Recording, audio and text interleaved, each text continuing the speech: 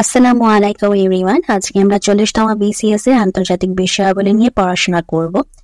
আপনাদের জন্য আমাদের চ্যানেলে আমাদের BCS এর বিভিন্ন বিষয় নিয়ে আমরা আলাদা করে প্লেলিস্ট দিচ্ছি। এছাড়াও আমাদের চ্যানেলে আপনাদের জন্য প্রাইমারি জব সলিউশন রয়েছে, বিভিন্ন ইয়ার বেসড জব সলিউশন রয়েছে, অডিটরের জব সলিউশন রয়েছে। আমরা এই ভিডিওতে এমনভাবে পড়ে দিচ্ছি যাতে করে আপনারা শুনে মুখস্থ করে ফেলতে পারেন। আচ্ছা, যারা প্রথমবার এসেছেন তারা আমাদের চ্যানেলটিকে সাবস্ক্রাইব করে দিবেন। আমাদের প্রিভিয়াস যত ভিডিও আছে সেগুলো দেখে পড়ে নেবেন এবং সামনে যত ভিডিও আসবে সেগুলো দেখে পড়াগুলো পড়ে ফেলবেন। আমরা আশা করছি আপনারা সবাই চ্যানেলটিকে সাবস্ক্রাইব করবেন এবং এভাবে প্রতিদিন ভিডিও দেখে আপনাদের পড়াগুলো পড়ে নেবেন। তো চলুন এখন আমরা আমাদের আজকের পড়াটা শুরু করি। জাতিসংঘ কোন সালে মানবাধিকার সংক্রান্ত বৈশ্বিক ঘোষণার ঐতিহাসিক নথিটি গ্রহণ করে? 1948 সালে। জাতিসংঘ কোন সালে মানবাধিকার সংক্রান্ত বৈশ্বিক ঘোষণার ঐতিহাসিক নথিটি গ্রহণ করে? 1948 সালে। জাতিসংঘ কোন সালে মানবাধিকার সংক্রান্ত বৈশ্বিক ঘোষণার ঐতিহাসিক নথিটি গ্রহণ করে? 1948 সালে। OIC এর কততম শীর্ষ সম্মেলনে বঙ্গবন্ধু শেখ মুজিবুর রহমান অংশগ্রহণ করেন? দ্বিতীয় শীর্ষ সম্মেলনে। OIC এর কততম শীর্ষ সম্মেলনে বঙ্গবন্ধু শেখ মুজিবুর রহমান অংশগ্রহণ করেন? দ্বিতীয় শীর্ষ সম্মেলনে। OIC এর কততম শীর্ষ সম্মেলনে বঙ্গবন্ধু শেখ মুজিবুর রহমান অংশগ্রহণ করেন? দ্বিতীয় শীর্ষ সম্মেলনে। পাকিস্তান নিয়ন্ত্রিত কাশ্মীরের কোন অংশে ভারত সম্প্রতি ফেব্রুয়ারি 2019 সামরিক বিমান হামলা পরিচালনা করেন? আর সেটা কারেন্ট অ্যাফেয়ার্সে সো আসবে না, তবে যদি কোয়েশ্চেনটা এভাবে করে থাকে যে 2019 সালে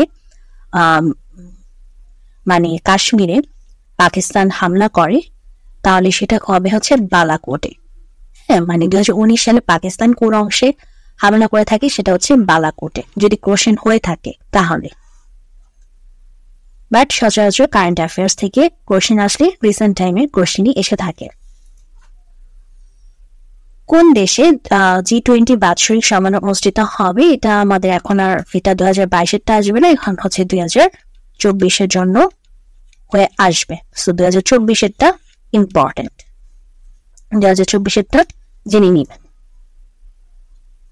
দ্য আইডিয়া অফ জাস্টিস গ্রন্থের রচয়িতা কে? Amartya Sen. The idea of justice গ্রন্থের রচয়িতা কে?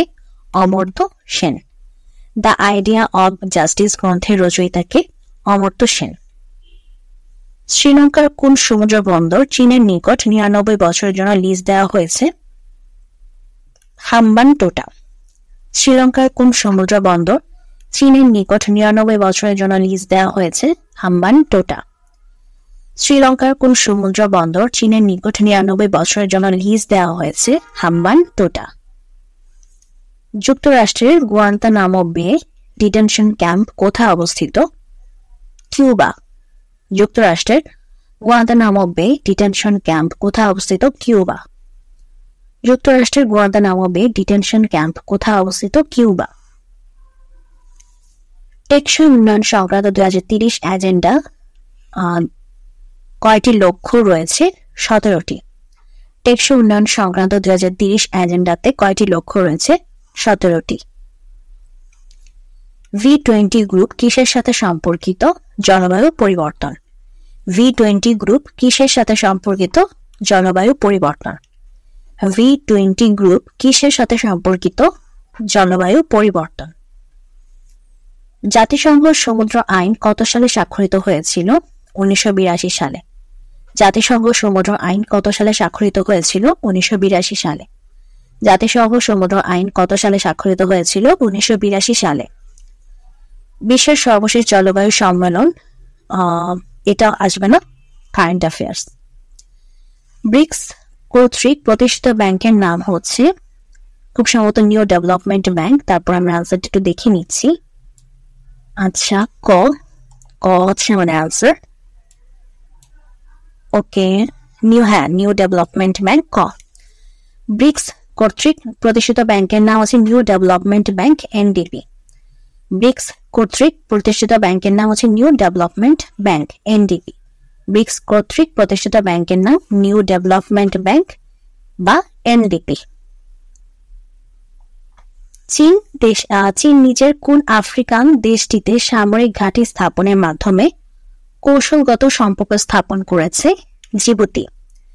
চীন নিচের কোন আফ্রিকান দেশটিতে সামরিক ঘাঁটি স্থাপনের মাধ্যমে কৌশলগত সম্পর্ক স্থাপন করেছে জিবুতি?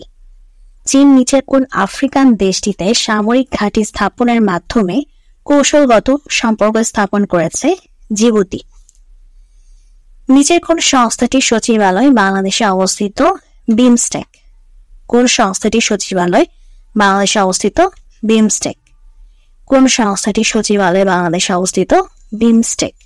BIMSTEC, বিমস্টেক। কোন সংস্থাটির স্থায়ী সদর দপ্তর নেই? NAM। কোন সংস্থাটির স্থায়ী সদর দপ্তর নেই? NAM, NAM, NAM। কোন সংস্থাটির স্থায়ী সদর দপ্তর নেই? NAM। জাতিসংঘ বিষয়ক আলোচনায় P5 বলতে কি বোঝায়? তা হচ্ছে নিরাপত্তা পরিষদের 5টি স্থায়ী সদস্য রাষ্ট্র। জাতিসংঘ বিষয়ক আলোচনায় P5 বলতে কি বোঝায়? নিরাপত্তা পরিষদের 5টি স্থায়ী সদস্য রাষ্ট্র। জাতিসংঘ বিষয়ক আলোচনায় P5 বলতে কি বোঝায়? নিরাপত্তা পরিষদের 5টি স্থায়ী সদস্য রাষ্ট্র। মিনস্ক নিচের কোন দেশের রাজধানী? বেলারুশ। মিনস্ক নিচের কোন দেশের রাজধানী? বেলারুশ। মিনস্ক নিচের কোন দেশের রাজধানী? বেলারুশ। সর্বশেষ মিউনিক নিরাপত্তা সম্মেলন কোন সালের কোন মাসে অনুষ্ঠিত হয়েছে? এটাও কারেন্ট অ্যাফেয়ার্স। কোন দেশটি ইউরোপের বাল্টিক অঞ্চলে অবস্থিত নয়? তা হচ্ছে অস্ট্রিয়া। আচ্ছা, তো বাল্টিক অঞ্চলে অবস্থিত যে দেশগুলো সেগুলো হচ্ছে Denmark, ইস্টোনিয়া, Latvia, Finland, Germany, Lithuania, Poland, Russia, Sweden. এগুলো হচ্ছে আমাদের বাল্টিক অঞ্চলে অবস্থিত। এর বাইরে যেগুলো সেগুলো আমাদের বাল্টিক অঞ্চলে অবস্থিত নয়। সানশাইন পলিসির সাথে কোন দুটি দেশ জড়িত? উত্তর কোরিয়া, দক্ষিণ কোরিয়া।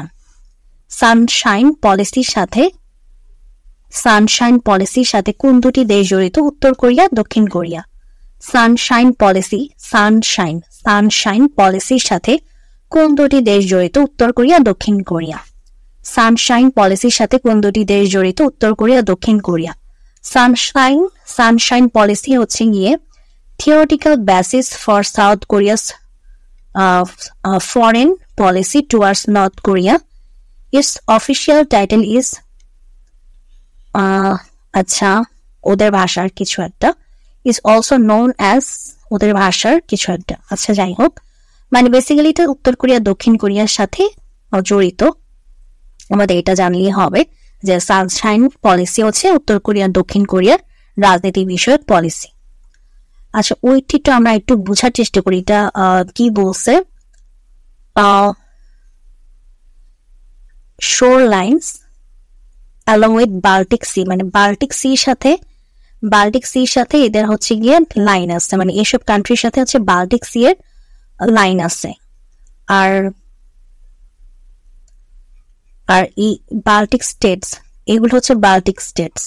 এই যে এস্টোনিয়া, লাটভিয়া, লিথুয়ানিয়া, এগুলো হচ্ছে বাল্টিক স্টেট।